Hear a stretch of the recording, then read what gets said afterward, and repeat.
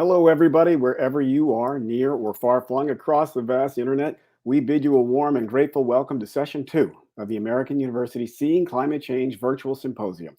I'm Jeffrey James, and I'm honored to be moderating Making Change Voices in Climate Action from Washington, D.C., the ancestral lands of the Pachtunk and Algonquin indigenous peoples. Before I introduce my illustrious panel, please allow me to introduce myself. I'm a weekend host on WAMU 88.5, that's Washington's NPR news station. And I'm also co host, along with Maud Madison, of the Climate Daily podcast. On the Climate Daily, we bring you news stories of people and organizations taking action to combat climate change and deliver to you in about 8 minutes. This panel is about voices in climate action. I've tried to spread my voice over the last dozen years by co founding 3 eco-green companies. The first was the I Live Green Foundation, the goal of which was to educate middle and high school students about climate change and the importance of planting trees to combat it. We educated about several dozen in the DC and Pittsburgh area, and thanks to those students selling green hemp bands, we planted about 10,000 trees. The second was Veteran Compost Residential Food Scrap Services. It's a full service on farm food scrap compost company because one didn't exist in the DC region. That composted all food scraps, meat, eggs, bones, as well as vegetables. And thanks to our 1,000 or so customers, we diverted almost 700,000 pounds of food waste from DC, Maryland, and Virginia landfills into some of the best stuff on earth. Good, clean veteran compost. That was prior to us selling the company to our partner. And then there's the Climate Inc., our third company. It's a Black-owned and women-owned independent media and technology organization created to amplify positive action taken by people and organizations to lessen the worst effects of climate change, who are building adaptation and resilience strategies in their communities, and particularly in ADA communities and in communities of color. As the title of this session suggests, we need all voices to be singing in unison as we march into this era of climate change, searching for the best practices to lessen the worst aspects of climate change, to experiment with and establish adaptation and resilience strategies too. Without venues from which diverse voices are amplified and included, we'll not hear all the possible solutions, nor will we get where we need to go. And that's why we founded the climate.org, to amplify those voices and to bring mainstream climate change culture into rhythm with all those other climate warriors at the intersection of race, gender, identity, and economic class, and to do it in a way that bridges the hope gap between overwhelm and action. Look, I'm sharing my climate change action story with you not to brag, but to emphasize that if I can do it, anybody can. My wife and I had no idea how to run a foundation when we started I Live Green in 2008. She's an educator, and my skills are in media production. But we knew we had to do something, so we tried. It only lasted 2 years, but in those 2 years, we did school about 80 students and who sold green hemp bands, which allowed us to plant about 10,000 trees. Back in 2012, we knew nothing about food scrap composting. We just knew we were sick and tired of dumping 15 pounds or so a week of food waste into the garbage to be hauled to landfills to contribute to the formation of methane deposits, a super greenhouse gas helping worsen climate change. When we found Justin Garrity, who was doing commercial on-farm aerated static pile food scrap composting for hospitals and schools, it took a year to convince him we were serious. At one point, he said to me, "Look, I get people like you coming to my farm every other day begging to partner with me. Tell you what, go get a composter facility operator license, then we'll talk." My first thought was, I bet you say that to all the wackos who come to your farm like me. But I accepted his challenge, and I took a week off from work, attended the 5-day compost facility operating license course at University of Maryland, and I passed my composter facility license test. I presented Justin with the certificate. Bam! I tell you what, it was really the hardest thing I'd ever done up to that point. He acknowledged, and we went into business together. 3 years in, I realized I didn't know enough about scaling up a business. So we sold it to him because he did know how to scale up a business. But the point is, Veteran Compost Residential is still around, and we accomplished our 2 goals of having a full-service food scrap on-farm compost business exist in our community, and we diverted almost 700,000 pounds of food waste from landfills. And I'm telling you, if I can do it, anybody can. I'm saying this, because some of you out there are already doing big things like our guests today, but some of you are out there who are like me, looking for something to do and possibly completely overwhelmed. The climate.org was born out of overwhelm and abject depression on my part. My wife and I had put out rain barrels on our downspouts. We purchased an electric car. We'd even started a food scrap compost company, for Pete's sake. We installed solar panels on our roofs, and the solar panel installers told us when we did that, that a lot of people in our neighborhood follow suit because, quote, that's what always happens. But guess what? It didn't. It didn't happen at all. Less than a less than a handful in our neighborhood signed up for a veteran compost residential. Nobody put solar panels. There weren't any rain barrels on downspouts. I was hoping to be a community leader in the climate change space, and it turned out I was just a dud. So I hit rock bottom psychologically. That's when I remembered that my wife has a beautiful way of adjusting her own attitude in the face of intractable problems, thus making them more tractable. It's not my style, but hey, I was at rock bottom, so I thought I'll give it a whirl. I do have a couple of decades of professional media production. I do know how to research, and I will find people and organizations taking action to combat climate change. And what I can do is I can report on them for the benefit of everybody else who's looking for strength, hope, and courage in the face of climate change, the crisis. Hence, the climate.org was born. And since January 2021, we posted 210 episodes, 5 days a week, and reported on and profiled about 850 people and groups who are out there fighting the good fight. Looks like I found my tribe. Welcome to the tribe. If I can do it, anybody can. I'm not an expert, and that's why I'm so excited to share the screen with these three fabulous climate change champions, because they are experts. And together and individually, they bring the strength, hope, and courage we all need to deal with climate change, to face this climate crisis. Because let's face it, climate change is beyond ginormous. It's freaking hard. It's probably going to be the hardest thing we'll all ever do collectively and for the rest of our lives. The American novelist Wendell Berry wrote, "The earth is what we all have in common." That used to be true. Now we also have a second thing in common: climate change. Dr. Catherine Hayhoe said it best when she said, climate change is a human issue and affects everything we care about. It affects our health. It affects our food. It affects our economy. It affects our security. It affects the ability and stability of our government even. I would add that climate change affects us psychologically, religiously, and or spiritually too, because it affects our relationship with our God or our higher power. And it definitely affects us culturally. It's already influenced artists like Diane Burko, Olafur Eliasson, and Carter Brooks, poets like Franny Choi, Tomiko Bayer, and Maya Sipopa.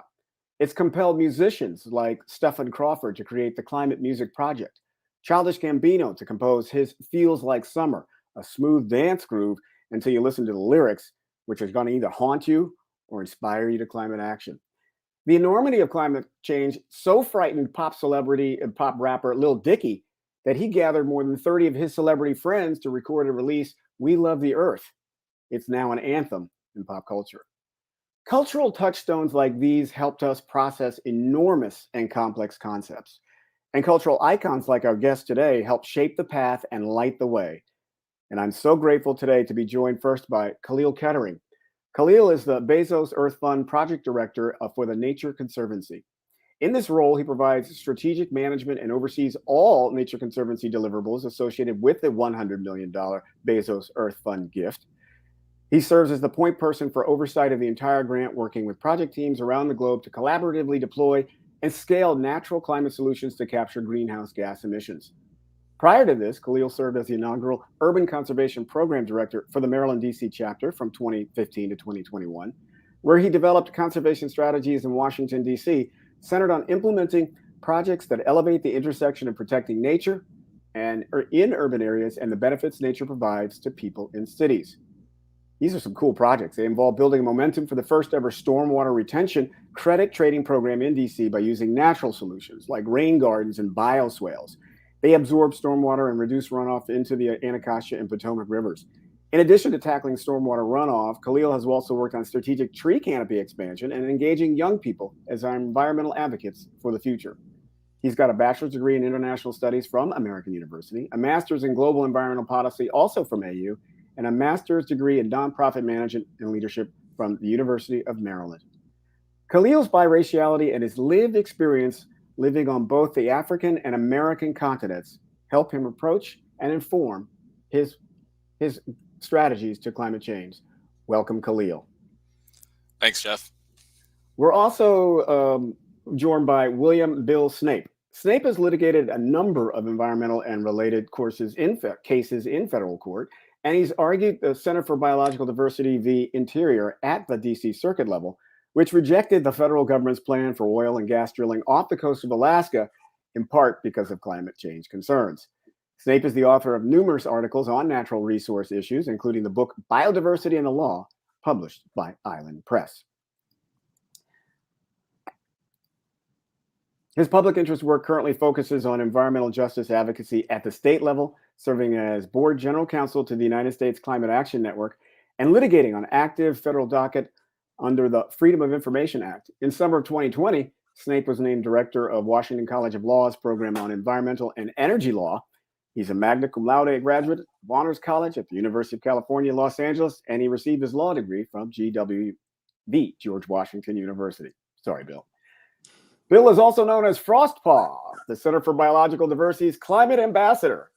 Welcome, Bill. So nice to be here. Thank you, Jeffrey. Indeed. And Suzanne Hunt. She's got nearly 2 decades of experience solving problems in energy, agriculture, transportation, and the environment.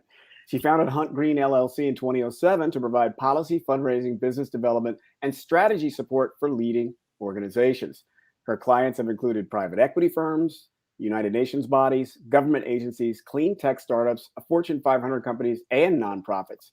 In spring of 2015, she moved the business from Washington, D.C. to the Finger Lakes region of New York State to help with her family's 7th generation farm and winery called Hunt Country Vineyards, and to help accelerate the historic clean energy transition underway in New York State. From 2010 to 2015, Suzanne was the senior advisor to the Carbon War Room, where she led her work on aviation and renewable fuels, and she designed an alternative aviation fuels competition for X Prize in 2011 and another tech-focused X Prize in 2013. Suzanne directed the World Watch Institute's bioenergy program from 2005 to 2007, where she orchestrated the landmark research, innovative, and resulting book, Biofuels for Transportation, Global Potential and Implications for Energy and Agriculture. Check this out. She then drove across the United States and Central America in a charity road rally with a film crew in a 1981 Volkswagen truck run entirely on biofuel, visiting sustainable biofuel producers along the way. And in 2011, she competed in a zero-emission road rally in Norway in a hydrogen fuel cell vehicle. As a result of her leadership in renewable fuels, Suzanne has been featured in Pioneer, Science Magazine, Time, Forbes, Bloomberg, and Scientific American. She's been featured on programs CNN International, En Español, MTV, The Voice of America, and NPR. Suzanne meets regularly with government and industry civic leaders, ranging from there's so much with her that I'm just trying to shorten it a little bit. Jeff, you should go into research, man. Like, holy you really cow! Well, I did. And I got to tell you, Suzanne, I'm telling you all this because we need roller skates to keep up with Suzanne. It's an amazing resume. I'll just say that I'll end it with, she's a member of the Environmental Entrepreneurs E2 and serves on the advisory councils of Carbon 180 and Cornell Agritech. And later on, we're going to ask her about this collaboration she had with singer-songwriter Peter Yarrow, Peter Palmieri, and Keith Secola. Suzanne holds a BS in environmental science from Penn State, a master's in international affairs and natural resources from American University, and the UN's University for Peace in Costa Rica.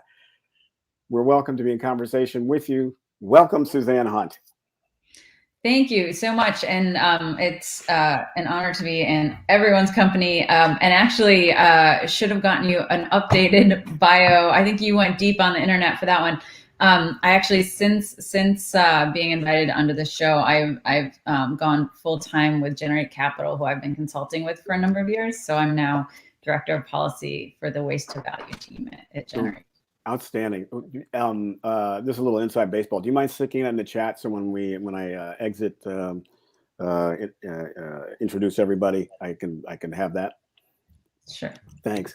Hey, listen, so folks, we're going to be in conversation for about the next 45 minutes or so, and then we'll engage in Q&A with questions from you in the audience for about 20 minutes thereafter. So thank you very much. This is very exciting, as I said. Let's get started. I've got a couple of questions right away. general questions that include, where are my questions? Well, I'd like to know, I shared my story. I got into this out of desperation and a sense of wanting, creating some hope. So let's start with Kahlil. How did you get involved in this? What inspired you to become a climate champion through your work? Thanks, Jeffrey. I think as from a young age, I've always been interested in environmental issues. I'm originally from the DC area, but when I was 5, my family moved overseas to Nairobi, Kenya, and I grew up there from age 5 to 18. And I remember a watershed moment in the 80s where the government of Kenya burned a bunch of illegal ivory tusks that had been confiscated from poachers. And that's that opportunity, and then also going to game parks and reserves and safaris and seeing wildlife and seeing as economic expansion and growth happened, human wildlife conflict as cities would grow and urbanization would spread and people that were doing farming and ranching would get pushed further and further out and have conflict with their cattle and with lions, etc. And I got bitten by the Lorax bug and said, someone's got to speak for the trees. Someone's got to speak for wildlife, which doesn't have a voice in the policy arena. And then it wasn't until when I went to college and came to American University actually and took a course with Professor Paul Wapner that I really realized this is my passion. This is the work that I want to do. And we see it on a daily basis. Decades ago, it used to be, the climate thing out in the future, but it's hitting us now. And I look at my nieces and think about the world that they're inheriting. And we all, everything we do every day, from the lights we have on to the selections we make in the grocery store, has an impact. So being a part of that impact for good, being that at least one voice that can speak up for the trees and for nature, has been something that I think has just always been ingrained in me from a young age. Fantastic. Bill, how about you? Well, my story is somewhat similar to Kahlil's, except I spent my time in DC and starting in my mid-20s and had 30 years in DC and only went to Africa for the first time last year. But I too started with a love of the outdoors, a love of wildlife, a love of wilderness. And I worked for Defenders of Wildlife for many years, worked on the reintroduction of wolves into Yellowstone National Park, which was an amazing victory on so many levels. And I even wrote a climate change report late in law school. I won't reveal what year. It was a long, long time ago. But even though, and again, Kahlil used some terms that resonate with me. I intellectually got climate change and understood and believed the science that this was happening. But I think it was around the turn of the century when I recognized, hey, this is not just a thing, as Kahlil said. This is a crisis. We are full speed going to a place that's going to radically change life as we know it. And I actually think I'm a conservative person. We can actually get back to that concept later. But as it relates to climate change, realize the wildlife, the natural areas, humans, we're all at risk if we didn't get a handle on climate change. And so from that point in time, and including when I joined the Center for Biological Diversity, climate change became a sort of central part of my professional and personal life. And so it was an evolution, not anything that I planted my flag at an early age. It was a midlife realization that I needed to be a part of the solution. Cool deal. And got to ask you, at some point you decided that you were going to become Frostpaw. So the short story on Frostpaw is the Center for Biological Diversity, known for its good litigation and its hard-hitting science, but it also is pretty creative, and got this idea for the Copenhagen climate talks in 2009 that we would create this big 7-foot polar bear to draw attention to climate change. And many people have worn this outfit, but for about 5 years, I tended to wear it a lot, and perhaps the most, even chasing then President Obama around vacation. And what I came to realize was that for many events, not all events, some events are about people, not bears, but it was a way to have people understand the reality of climate change, that this actually is going to melt the Arctic and perhaps drive this great species toward extinction.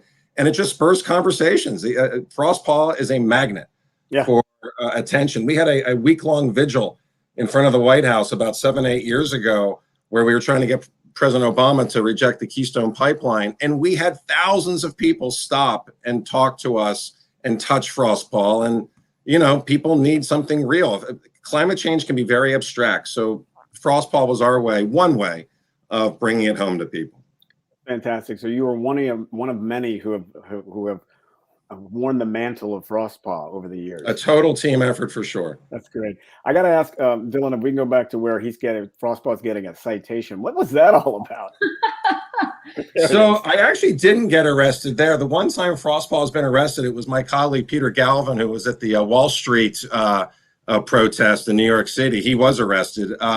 This guy was checking me out, making sure I didn't do anything bad. He wasn't writing me a citation, but he was getting my name and number to check me out and run me through the system. So hilarious.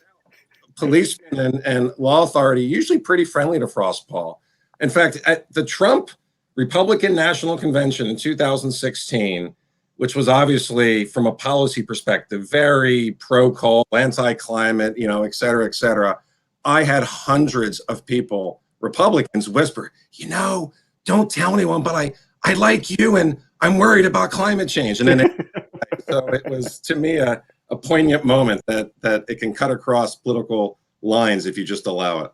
That's right. Well, fantastic. Thank you for your service as Frostpaw. And we're going to get back to that a little bit, the conversation between whether you're Democrat or Republican, conservative or progressive, about the reality that it's now come to the point where everybody's kind of at the table, and some misconceptions about that.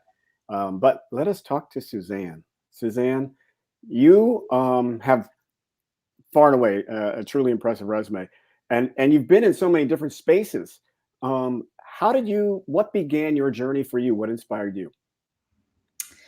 Yeah, no, it's not necessarily advisable to master something and then go start something where you don't know anything. But then now that I'm getting a little bit older, it is nice to have the diversity of experience. But yeah, starting over and over and over in new spaces is definitely a challenge. But no, I have a similar story in that I just always wanted to do this work from the time I was little. I grew up on my family's 7th generation small family farm in the Finger Lakes region of New York. So the farm is about 1/3 fields, 1/3 vineyards, and 1/3 forest. So we were just tromping around in the woods and riding horses and, you know, playing outside our whole childhood. So I remember meeting, the first time I remember knowing that I wanted to do this work was when I met the governor when I was about 10. And, you know, it's a room full of adults in suits and this little kid. And he came over, you know, politician. He was very savvy. And he asked me what I wanted to do when I grew up. And I think he was expecting me to say, I want to be a teacher, you know, something. And I told him that I wanted to study environmental science and then either go into environmental policy or environmental law. I wasn't sure which. So that's, I just always have wanted to do this work. Outstanding. So I want to talk a little bit. I just want to floss a little bit about the name of the winery again, please. Oh, Hunt Country Vineyards. Hunt Country Vineyards. You've got to see it, people. If you have a chance, go Google it and go to the website, because the point is, Hunt Country Vineyards is what I think is like a utopian example of how we can get through this and how we can move. And I'm saying this because you've got solar panels on the roof, a substantial amount of solar panels that are providing tremendous amount of power. You've got geothermal, deep embedded geothermal that are handling all the large buildings in your space in terms of heat and HVAC. And you're doing compost. You're doing food scrap composting thanks to one of the towns. I'm not sure which one it is. Which town are you working with to do food scrap composting? So my brother has always thankfully handled the composting. So we have all the waste coming from the presses when we make wine, all the skins and seeds and grape stems, and then all the other organic waste from the farm. And then we accept yard waste and food scraps from the whole surrounding community. And then my brother actually in recent years has started a composting business. So. Okay. So it's my brother's actually the point person, Jonathan Hunt. Yeah, but the point here is it's a completely circular economy, and it's a great way for it's a great example. You're living the model. You're modeling excellence through this circular example of sustainable agriculture and also a product. Later on, I'm going to ask you if you had the bottle. We really want to talk about that. So one of the things that I think we all have in common in some way or other is that there was potentially some friction when we try to get in. I didn't know anything, and as a person of color, as a Black man, I wasn't really sure where to go and to align with others and to get any kind of like strength or hope in that community when I came into the climate space. Kahlil, you are biracial. You've lived on 2 continents. You've experienced the climate and the environment of both, and that has informed you. I want to ask, when you first got involved, were you embraced in the environmental space? Were you heard? Yeah, it's, I've worked for a couple different environmental organizations and in different sectors, and I think when I started to get involved in this work in the early 2000s, the groups I was working with, everyone knew that we need all hands on deck. We need everybody who can get involved to get involved. So I very much was embraced and had a lot of great opportunities and learned from people. Now, at the same time, though, I also did notice the stark contrast in those times, and still very much today, in who is at the proverbial table when we're having these conversations. I would go to conferences where we'd have 300 people, 200 people, and I'd be the only person of color there that's part of these conversations. And so that was very glaring to me of how are we making sure that people are included? How are we making sure that people are heard? And how are we making sure, you ask about being seen, people get seen, but sometimes then get ignored. Yeah. And so how are we making sure that their points are taken into account? And it's tough because a lot of big green traditional environmental organizations have been doing this work for longer than all of us have been alive. And so, some of it's going to take paradigm and cultural shifts and therapy for some of these organizations to understand the importance of expanding their base, the importance of including people, and of understanding and admitting some of the things that they maybe could have done better in the past, and changing the way they do practices now. So I guess in a nutshell, I was welcomed in, and I think maybe I was lucky in where I landed. I was welcomed in, but I also saw how there were huge gaps in the diverse groups and thoughts and races and backgrounds and everything that was around the table. And it's changing, but it's changing mighty slow. You remind me of a tweet that Leah Thomas, who is the intersectional environmentalist, sent out from Glasgow last week. She got in and was able to join with several BIPOC, Black, Indigenous people of color in a particular space where they were all gathered and convening. And she tweeted out that, "I'm in this space with all these BIPOCs. I'm almost at tears. It feels like home." So it's significant, and it's great that that's happening. And so I'm glad to see that it is happening. Bill, I was going to joke and say your intersectionality was at the intersection of your height, but you've already hinted that perhaps you're a conservative. And what we're seeing is there is a rise in conservatives who are getting on board. There's even a congressional committee of conservatives who are about climate change, which just formed in the last year. Is it fair to say that you found any friction? Maybe not in the space you're in, but amongst your friends. And how were you handling that?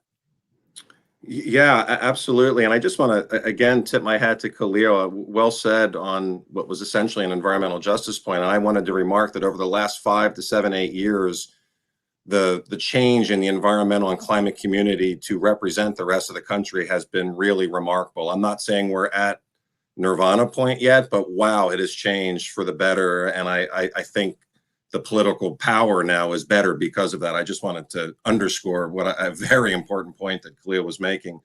My story as a white male, now an older white male, a little different, but really it goes back to the polar bear, ironically enough, which was back in 2004-5 when the Center for Biological Diversity said, you know what, we've got to list this species under the Endangered Species Act because of climate change. Pretty much every single environmental group said, you're crazy, that's too radical, you're going to blow up the Endangered Species Act, you're going to make people think climate change is a joke, la, la, la. And we said, no, the polar bear scientists are telling us this. The Arctic ice scientists are telling this. We're just repeating the science and putting it into legal form. And so to me, the conflict has always been between those who really believe the science and want policy to reflect it, and those in the political world, Washington, D.C. particularly, who wink their eyes in both parties and say, well, yeah, but we can't do that. That would be political suicide. And so we've basically played a game since the mid 2000s of saying that we're doing things on climate change and essentially doing what we always were going to do anyway. And I think only recently, only with the election of Joe Biden, who himself struggles in this space, I think he struggles well, but he still struggles. Or do you have policymakers finally admitting that, yes, we need to change some fundamental things about how we live and how we cooperate with each other? And to say that 5, 7, 10 years ago, you would have been told you're a bloody idiot. So to me, that's the part I've had a trouble with. I get teased by my high school friends all the time, but I think I've won them over the last couple of years. I think they're starting to see, they see as well as everyone else that their favorite places now are literally changing before their eyes, whether it be a beach place, a mountaintop, whatever. Climate change is changing the places where we live and play. Well said, and thank you for that. I would add that a recent study indicated that 3 years ago, less than half of Americans were deeply concerned about climate change or felt that there was any effect in their lives. And just this past year, in 2020, 2/3 of Americans, and that includes Republicans as well as Democrats, have admitted that either they personally or somebody they know personally has been affected by climate change. It's a big, big difference. It's a big, big shift. Suzanne, you play in all different worlds. You're private as well as public, NGOs, and so you've had the chance to be a difference maker in all those places. And now, like you said, because you've got so much experience, you've probably got a tremendous amount of street cred, way more than you need. But there's an old saying that sometimes you have to be twice as good to be just considered equal to a white guy in this space. So when you first got into the climate space, were you easily accepted? Were people listening to what you had to say? So when I first started working on renewable energy, it's interesting. Kahlil is very similar in that, you'd be in a room full of hundreds and hundreds of people and you're the only woman, or you're one of a couple women. And so there weren't a lot of women. There were, I would say, I had to work really, really hard when I was young and female. And then, but when I worked really hard and I delivered, then I was embraced, and my dog is joining us. And I got a lot of support, and I have, a wonderful network of colleagues of all genders and stripes.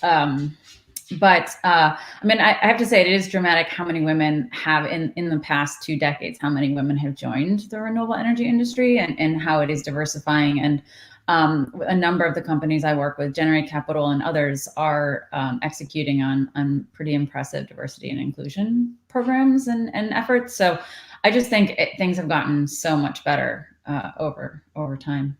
Oh, great. Oh, cool. I think there's still a long way to go. Yeah. But they've gotten dramatically better. It's like the arc of justice, right? It bends, but it takes a while. The arc of environment, it bends, but it takes a while. I think you told a story where you had one advanced degree, but when you got the other one, that's when people started taking you seriously. Am I wrong about that? I think my experience was that I felt like I was being, early in my career, I felt like I was being sort of dismissed as the NGO person at the table. So I really, And I also, had wanted to learn new skills and develop new tools in my toolkit. So I wanted to work with folks in the business sector and earn some street cred in that sector who were actually figuring out how to finance and deploy the solutions. So I think that's the story I was telling of really wanting to not have the guys with their hands on the pocketbooks and in the financing to kind of dismiss me as someone who didn't know how to run a business. Gotcha. Okay. And that reminds me of their A.R. Siders, who is in the managed retreat space in climate change. Got her JD from Harvard and was at the table of a lot of places, in particular for the reason of, hey, if we do this, can we get away with this regarding climate change and its effects on our properties?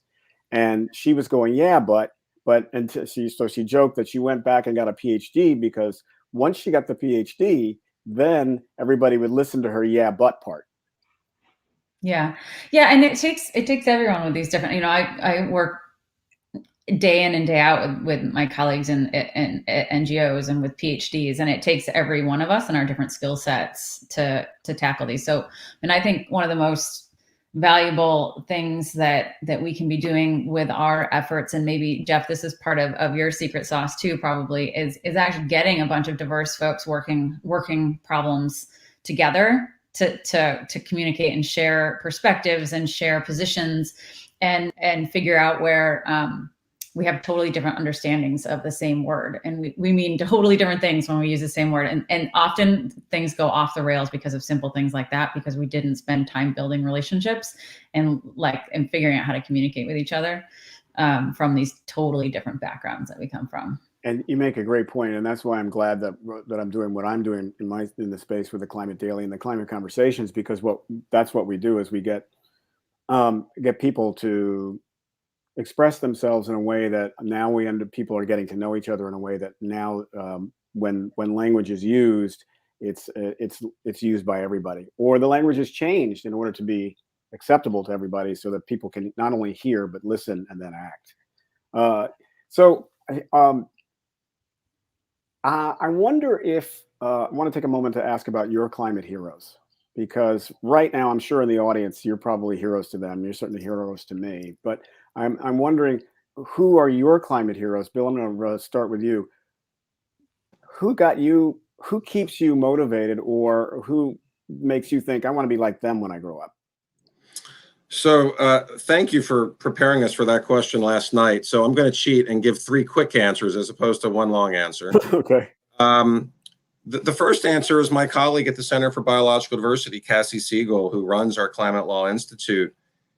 Watching her over the last 15 years, which is how long I've worked for her, every day, 7 days a week, I guess she sleeps a few hours a day. Like, she has just dedicated her life to change this. And I always thought I worked hard and I thought I was dedicated. She has taken it to a new level, and it's an honor to work with someone like Cassie, and particularly Cassie Siegel. So not everyone knows about Cassie, but she's a powerhouse.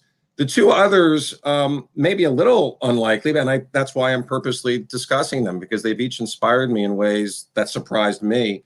The first, maybe not so surprising, Greta Doomberg. Wow. Like, I think it's sad that grown men need to mock her, but wow, you hit a chord when the president of the United States needs to mock a 17-year-old, the former, I'm not talking about the current. Right. She's just, everything she says is just so on point, and she's obviously generating excitement in her own generation. And then the last is perhaps the most unlikely, and 10, 20 years ago I knew his name but knew very little about him, but I've come to learn a lot about him. Cesar Chavez. Wow. I mean, talk about the guy had been dealt a political losing hand and then some, and he fought and he organized and he suffered, and then he fought and he organized a little more, and he changed something that seemed unchangeable. And the battle still goes on, as it probably will with climate change. But Cesar Chavez taught me, his historic lesson taught me, it's never over till it's over. Stop whining, get to work, do the best you can. And so those are my 3 climate heroes. There's many more, of course, but those are the three I picked. Those are fantastic, multi-generational too. And I love how you brought the OG in, Cesar Chavez, pointing out that this is thing that's been going on for a while. This is this environmental justice, the intersection of it, and food justice, social justice. It's all interrelated, and it's been going on for a long time. We are just part of a long struggle. Kahlil, how about you? So I'm also going to take the initiative to answer multiple answers. I think the first one for me that just automatically comes to the top of my head and also goes back to past a little bit is Wangari Maathai in Kenya and the Greenbelt movement and the work that she did to plant tens of millions of trees across Kenya to stop deforestation in very challenging political situation. Is something that I kind of witnessed that as I was growing up, and it became world renowned and had an impact not just there locally in Kenya, but also that impact dominoed out to other countries, other regions around the world. And then the second one that's kind of more recent for me is the Ironbound Community Corporation in Newark, New Jersey, where just last year, after over a decade of advocating for environmental justice policies, got Governor Murphy last year to sign into a new law that they have to take into account environmental justice when siting new power plants and new waste incineration facilities in New Jersey, and take into account what's going to be the human health and environmental justice impact before these get situated anywhere. First of its kind policy in the country, and it's a huge step in the right direction. And the work that that community did to push for that, I think, is very inspiring and something that a lot of us can learn from. Outstanding. I knew a little bit about the Great Green Wall, the Kenya's Great Green Wall, from the larger overall arching. The idea is to build a Great Green Wall across sub-Saharan Africa in order as a way to stop the desertification, and so wasn't clear on who helped begin that whole process. So thank you very much for sharing that. And Ironbound is also new to me, so we're going to make sure we floss that on the Climate Daily. And to you listeners, make sure you go check out their websites. Suzanne, have you got one or two folks who you look up to? I'm so in awe of so many of the people working in this space, and for so many different reasons. So, a number of the people mentioned already come to mind, but I actually am even more impressed with the people that are sort of hidden behind the scenes, or who are in places where it's really uncomfortable culturally to stick your neck out on this. In Bill's comment that these politicians would whisper in Frost Paw's ear. Well, I'm sorry, that's cowardly. If you're like, so the people that I find heroic are the people, the Jay Insleys, who, even though it's uncomfortable and you get chided by all of your colleagues, people like Scott Sklar, who's been working on this for decades, and way before it was cool, back when it was literally ridiculed because, renewables would never amount to anything. And so I think those are the people that are really brave and really impressive, and that just keep on working for decades. It's interesting, people like, my parents stuck their necks out on fracking, on any number of things. Yesterday, we put out a newsletter to all of our customers saying that we had signed an open letter calling for climate action as part of our involvement in the International Wineries for Climate Action. And we got a couple of emails back. We got lots of supportive things on social media from customers, but we get hate mail anytime we do anything on climate change. Things like, "This is hogwash, take me off your list. There isn't any climate crisis. And guess what? If there is, it isn't the United States problem. Wake up, you must be a Democrat." Wow. Okay. So, and that's tame compared to the abuse and the physical violence that activists face. So I think that the people whose names we don't know are the biggest heroes. Yeah, well said. I think I would add to that, especially particularly in Central America, the environmental activists and climate change activists who are being wantonly murdered, right, for speaking truth. And those are the countries that are feeling it right now. To the point of one of your naysayers, climate change is everywhere, but it's just unevenly distributed, and so people aren't maybe feeling it now, and so have the freedom to deny it, but it's the folks in Central America who are really raising concerns, and in South America who are making this, trying to get it, things change and are being murdered. Those are certainly folks that I want to acknowledge. So that we're going to open up the floor to questions in just a couple of minutes. So I want to ask a quick question. And I guess here's the question. I'm going to put you on the spot, Suzanne. The last time we spoke, you had a bottle of wine that was making a statement, and I wonder if you have that we can share. Okay, so while you do that, I'll ask Kahlil. This is the only disadvantage of being virtual, is that we can't taste it. That's right. That's right. There it is. So yeah, talk about a little bit about this. This is, everybody makes a statement in a particular way, and your winery has made this statement. Please tell us what the statement is you're making. And you're on mute. There we go. Well, so I was just talking to a group of business leaders yesterday about our sustainability efforts.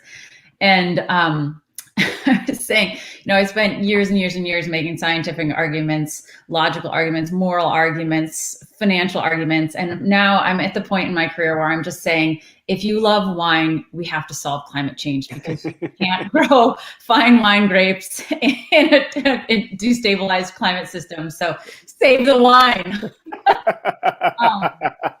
But in all seriousness, we launched the Uncharted Terroir brand as a way to just stimulate the conversation about how deeply impacted agriculture is by climate change, and how we're literally tasting climate change in the wines that we make all over the world.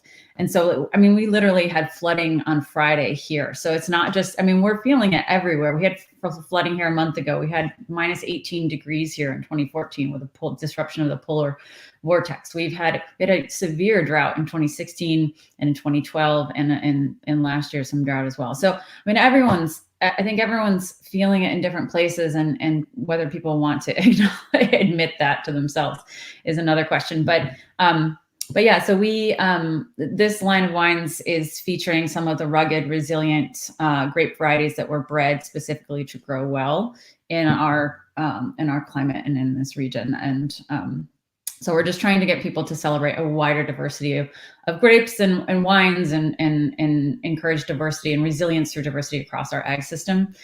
So if you are going out to dinner and you see a wine that you don't recognize on the wine list, try it.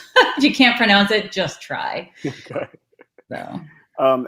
So bald-faced plug here. Can people in the audience, where can they get that? So you can support us and get our wines at huntwines.com. So we can ship to about 38 different states.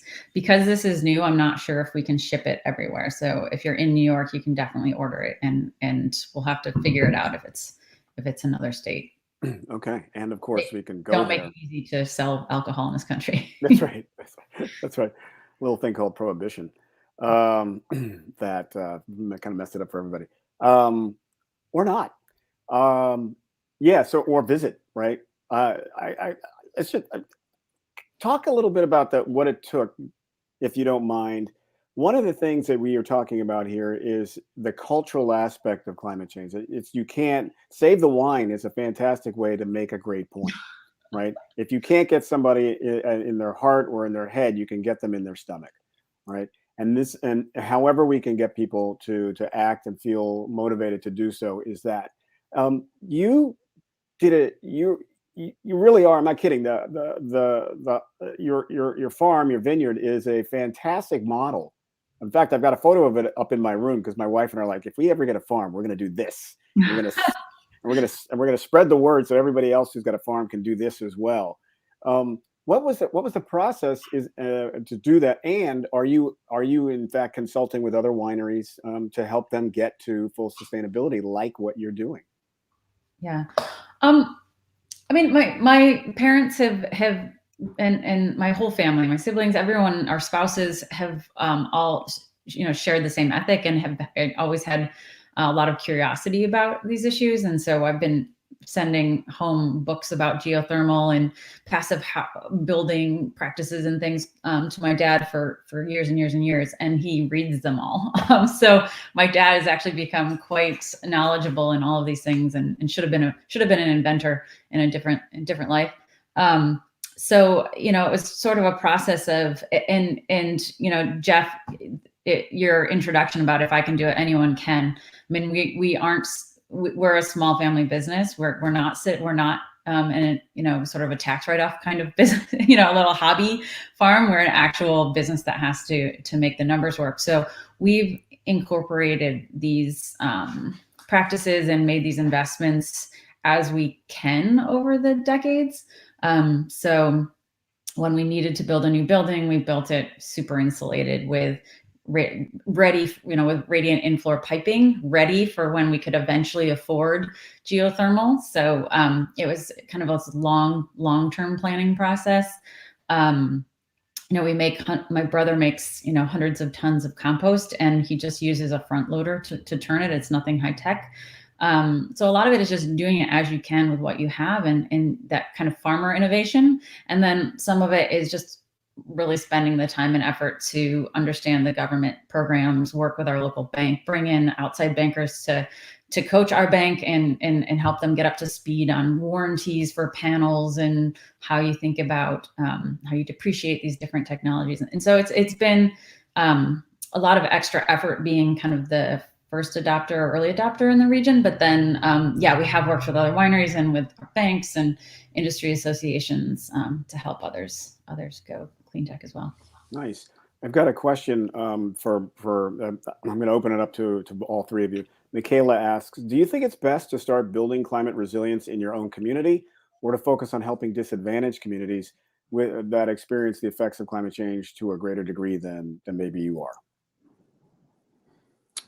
I'll take a crack at that. It really depends on you. I think the dialogue we were just hearing is every little bit counts. You taking little steps, anyone taking little steps every day add up into big steps. You're not going to be a hero in one day. You may not ever even be a hero.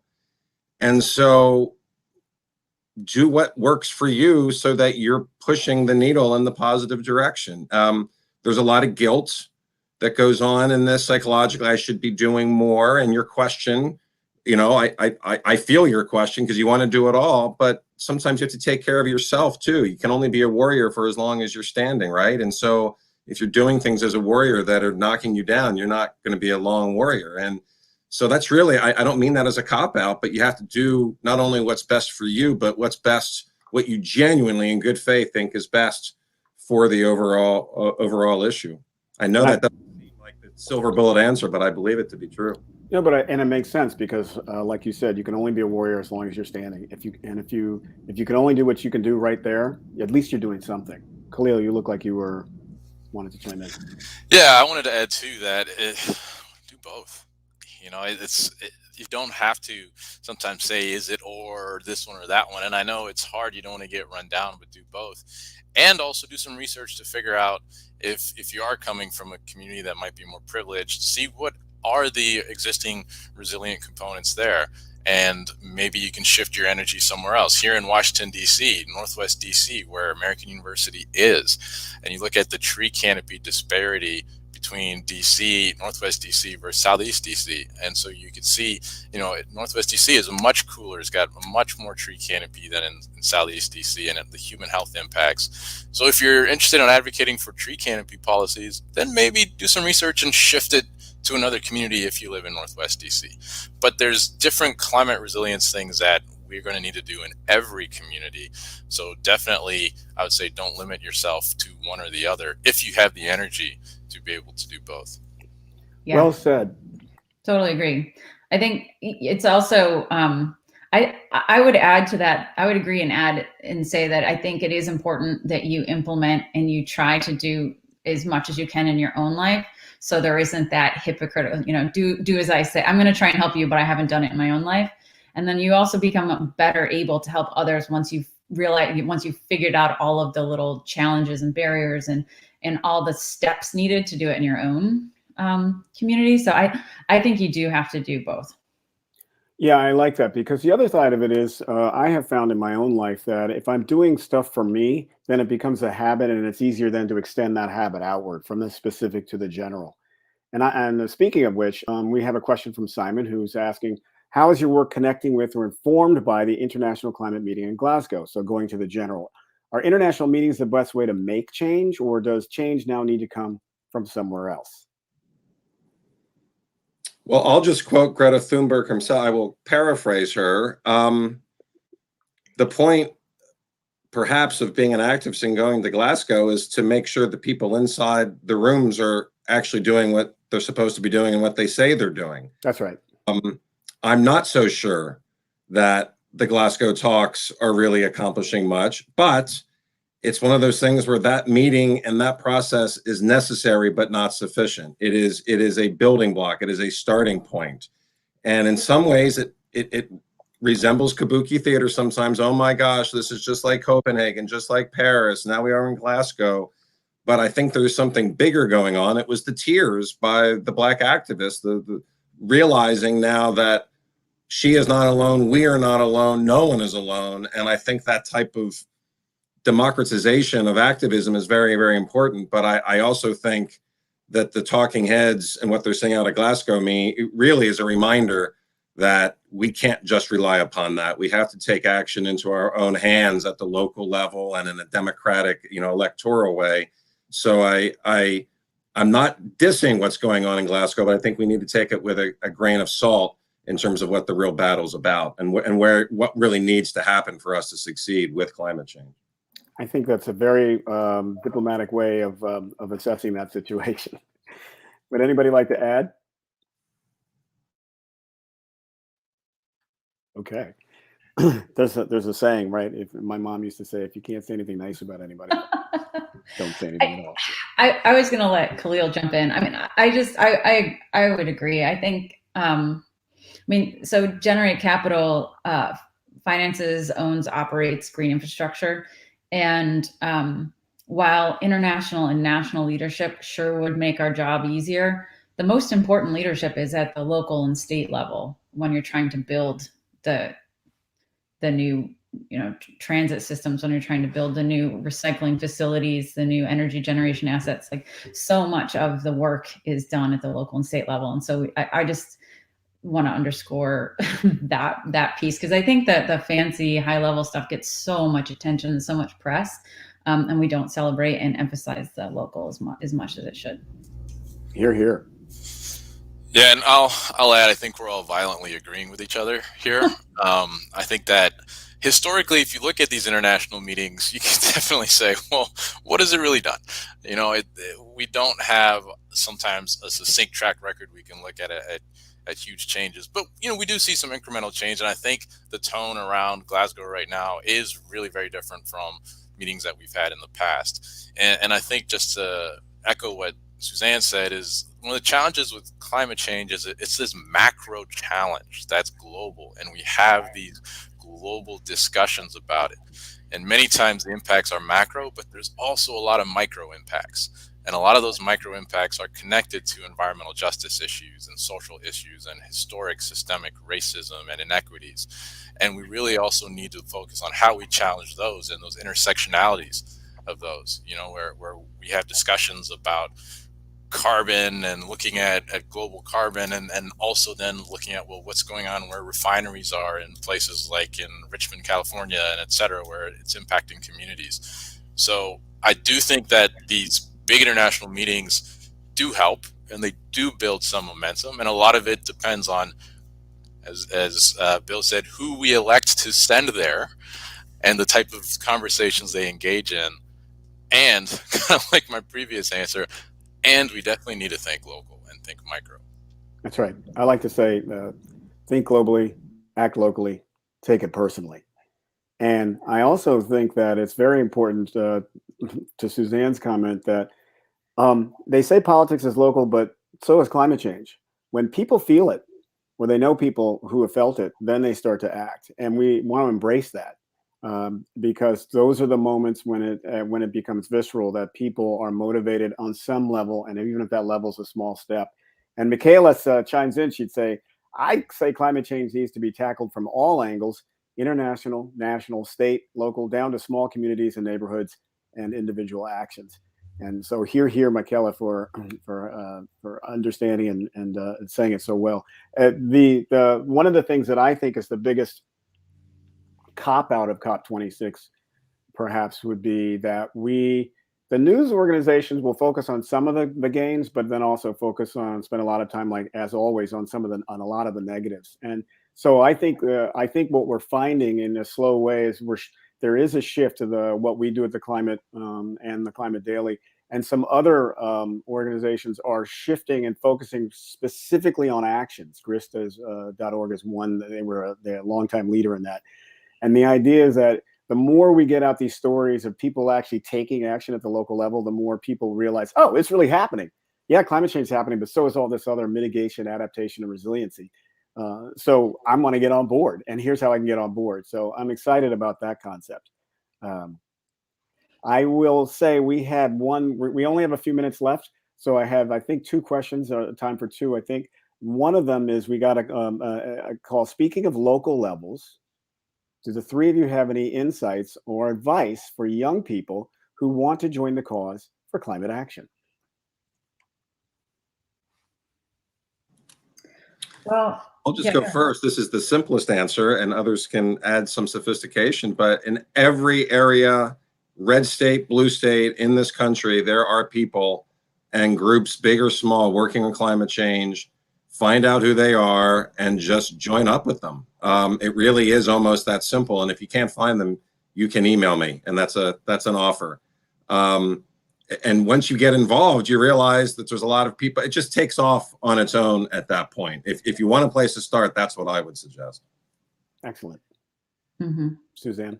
Yeah, no, this work, it's so much more fun, and it's so much more, the work itself is so much more sustainable on a human level if you have a tribe, if you have a posse, if you have a whole crew of people that are doing it with you. So especially for young people, find collaborators and friends to work on it together. Do internships and call your congressperson right now and tell them to support the Climate Corps. And then when we get that up and running, join the Climate Corps. Nice. I would add, I think, building off of what Bill said, and I'm sorry, I've been trying my hardest not to say Professor Snape, but I just had to put it out there. I'm sure you've never heard that one before. But there's so many groups doing things. Even if you think like I want to do tree planting, that's a climate thing. If you want to work on stormwater runoff and pollution, that's a climate thing. Wetlands, that's all climate. And so you'd be surprised at how many different opportunities there are out there. One piece of advice I would say, though, is be prepared to blow up existing models of strategy and thinking that a lot of environmental organizations have. Be prepared for pushback on that. We do have a wealth of knowledge in different NGOs that have been doing this work, but some of the strategies have been the same one for decades, and those haven't worked. We can take the learning from those, but we're going to need to think innovatively. We're going to need to think differently. We're going to need to include different mindsets in people. And we see that happening where discussions in climate, we're including investment bankers now, and we're including insurance companies now, and many different things that wouldn't have happened 20 years ago. So my biggest piece of advice is be prepared to blow up existing strategic models that have been with environmental NGOs for decades. That's a great point. And I want to dovetail on that by saying there's a quote I read recently that said, for every bold action, fear comes along with it. And knowing that helps the person who takes that bold action understand they can get through it. Because fear is right there. But if you're driving, put fear in the back seat or even in the trunk, because you know it's going to be there and you're prepared for it. And so well said, all of you. I want to also say something.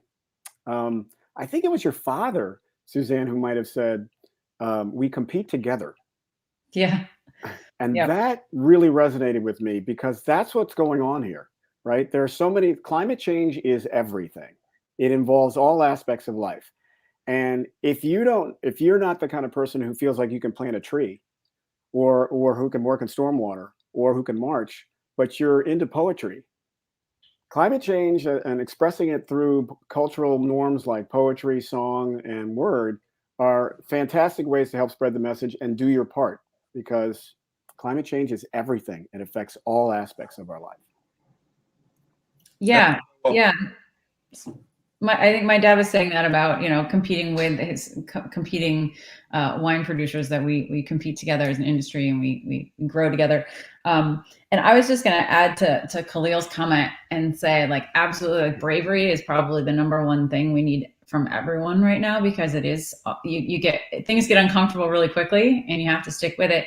But it's not blowing things up without a solution ready, right? Like, it's your own, do your homework, make sure your solution is going to work, test it out, do, small projects, and don't go in there, blowing stuff up without, really being ready and doing your homework is I would say yes. And well said. And, you talked about at one point in our pre-interview, we talked about how you and Peter Yarrow talked about the idea of you try something small, you make it successful, you celebrate it, and then you try something slightly bigger, you make it successful, you celebrate it, you try something bigger. And I'm sorry, we're not going to get a chance to talk about your attempted anthem creation for the climate crisis with Peter Yarrow of Peter, Paul, and Mary. We're going to have to do another one of these, I think, so that we can get all of that in. Because Kahlil, we didn't even talk about the strange and wonderful thing that you perhaps do or bring to the table that people don't know about. So that's going to be another time. Teasing the next summit. Yes. Well, we only have a minute left, but I would be remiss if I didn't at least do this, Come with it. Frostpaw makes an appearance. That's fantastic. That's it. Well, thank you so much, William and Frostpaw, for making it happen today. Kahlil and Suzanne, you all have been fantastic. We really appreciate this. And I feel confident that the audience has gained a lot of perspective from the voices in climate change, this panel. And as I said, really, really appreciative of you all being here. Great to be with you. Thanks, guys. It's an honor to be here. Thank you. All right, fantastic. Appreciate it. So that was Suzanne Hunt, Director of Policy, Generate Capital, Kahlil Kettering of the Bezos Earth Fund Project Director for the Nature Conservancy. He's the Project Director for the Nature Conservancy, and Bill Snape, Washington College's Law's Program on Environmental Energy Law. I'm Jeffrey James. Thanks so much. Take good care.